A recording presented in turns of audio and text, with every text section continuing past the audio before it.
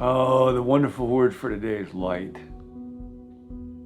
Amazing message that God is light. Second thoughts about God today and about light today.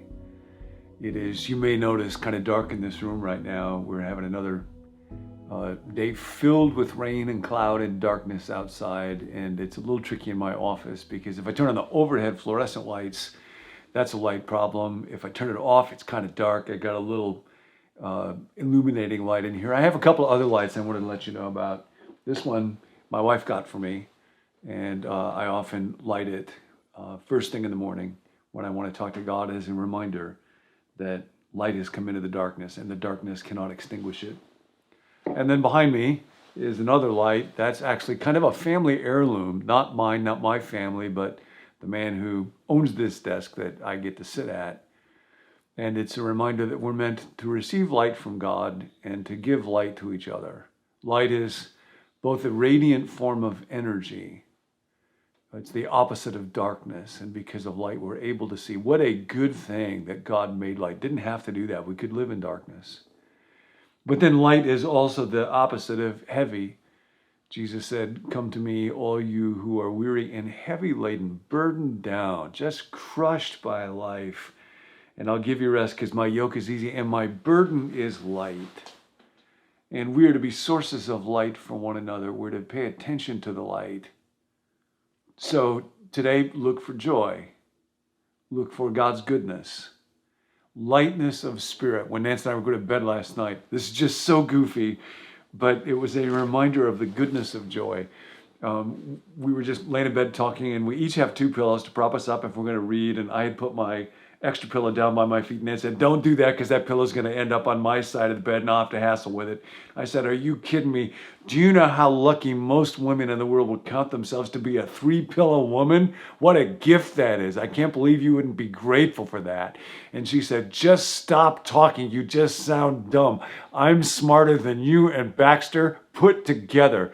And then she started to laugh so hard, I was afraid we were going to have a problem right there in the bed. And she started talking about, "Oh, I wish Tom, he was the fellow who along with her was voted class comedian so many years ago in their tiny little high school. I wish he was here so he could see that I've still got it." And it was so silly and so goofy, but those moments of laughter and joy that are available to everybody in the human race, quite apart from title, economic conditions, education. Our God is a God of light, and we're meant to live in the light. And that is not pretending the darkness is not there, but precisely in the midst of the darkness. And this is what Dallas Willard writes in The Divine Conspiracy, the beginning of chapter 3, that starts on page 61. What Jesus knew. What did Jesus know? And the fundamental truth that Jesus knew is we live in a God-bathed world. Dallas begins by quoting an author, Max Picard. "In the world of faith, the heavens above the city are friendly and near. They are the upper chamber of every house." Where is God? He's right upstairs. Whatever is happening in your little abode right now, whatever darkness you may face, the light is right upstairs. He is right at home. Friendly and near, friendly and near. That is our God. Dallas writes, "Jesus' good news about the kingdom can be an effective guide for our lives only if we share his view of the world in which we live. To his eyes, this is a God-bathed and God-permeated world." And so now you and I will have to think about whether or not we believe that's true. "It is a world filled with a glorious reality, where every component is within the range of God's direct knowledge and control, though he obviously permits some of it, for good reason, to be for a while otherwise than as he wishes.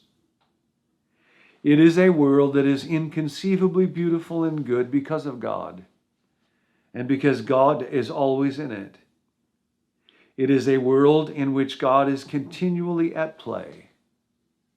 In which God is continually at play, and in which he constantly rejoices.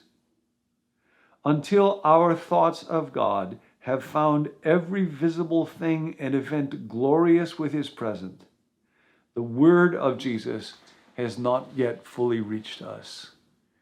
I was listening yesterday to a talk that Fred Buechner did 30 years ago at Calvin College, and he said, really, the message of artists is so close, so close, so close to the message of the saints, to the message of the scripture, which is pay attention. Would you wake up? Would you look around you? Authors tell us this with words, and poets and painters and musicians. Listen, see the goodness that is all around us, and it is there because God has placed it there. There's a wonderful passage in this chapter where Dallas writes about walking onto a beach in South Africa. And I had seen beaches before, he says, or at least I thought I had, but I was unprepared for the beauty and the wonder and the majesty, space and light and texture and color and power that hardly seemed of this earth.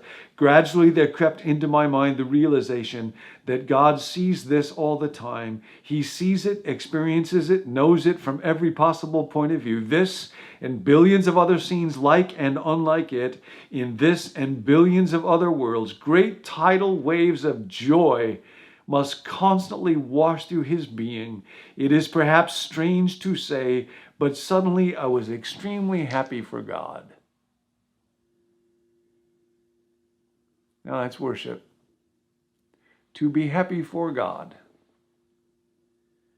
And I thought I had some sense of what an infinitely joyous consciousness he is, and of what it might have meant for him to look at his creation and find it good. We are enraptured by a well-done movie sequence, or a few bars for an opera, or lines from a poem, or fish swimming around a tank. We treasure our great experiences for a lifetime, and we may have very few of them. But God is simply one great, inexhaustible, and eternal experience of all that is good and true and beautiful and right. This is his life. And so we look for him in our world, and we don't deny the darkness. It is present in our midst, but it's not the ultimate reality. This is from the book of Acts. Towards the end, the Apostle Paul, who is facing imprisonment, martyrdom, death quite soon, is standing before King Agrippa and trying to describe to him his life and why it is that Paul does what it is that Paul does. And he says, as he's talking about the fact that his life is very difficult and people have been trying to kill him, but God has helped me to this very day. And I read that and I thought how easily it is for me to get burdened. When I woke up this morning, I was thinking about financial issues and a conversation I had yesterday and what will I do about that, and challenges around writing and what am I going to do with that, and what if it doesn't turn out the way that I want it to. And I was talking to my friend Rick this morning, and he was saying how one of the things he and his wife have been working on is just thinking about the percentage of life that goes to work and what percentage will go to relationships, what will go to family, what will go to parenting or grandparenting, if that's the case, what will go to friendships. And I thought, what a wonderful thing to think about. What percentage do I want the energies of my life to go? And that idea of looking for God's help is not to be passive. It's not to sit back. It's not to wait for my circumstances to change. It is to plunge into the areas of my life, the challenges that face you today around finance or around your work or around relationships. Plunge into them with confidence and expect that God will be with you and that his burden is light. Paul says, I have received help from God from that first day until right now, so that I can spread this news that the Messiah, the anointed one of God, would suffer. He would face darkness and be the first to rise from the dead, and would bring the message of. Now, what do you think Paul would use to describe the message Jesus brought? This is Acts chapter 26, verse 23. And would bring the message of light, just that, the message of light, to his own people and to the Gentiles. Fascinating that when John had to summarize Jesus' message, he uses precisely the same word. And this is the thing, the message that we heard from him. God is light, and in him there is no darkness. So today, second thoughts about your burdens, second thoughts about your problem, second thoughts about our world. The heavens are friendly and near. God is right upstairs. He is light, and in him there is no darkness. He is our help. So whatever you face today, anytime you see a light, anytime there's a little candle that gets lit, or you look outside and are reminded of the sun. My son, who's a science guy, was just telling us the other day, it's such a good thing that God made light so that it travels through space, but sound does not. If sound did on the earth, if the sound of the sun could travel through space, it would sound like the sound of a jackhammer right next to you 24 hours a day. Imagine. Thank God that light travels and sound doesn't. What a good God God is. When you look up at the sky and you see the light or the stars or the moon, when you look at a light bulb, remember, God is light. His burden is light. Find joy today. Find light in the midst of darkness. Second thoughts. Hi, I'm Tim. Thanks for joining us here at Become New. We hope that these videos help you to grow spiritually one day at a time. If you'd like to find more resources, you can go to our website, becomenew.com. There you can sign up for the daily emails that go along with each video. You can access our full library of videos there. And you can let us know if you're interested in some of the upcoming leadership resources that we're working on right now. If you've got a prayer request, we would love to pray for you. You can text us that request at 855-888-0444.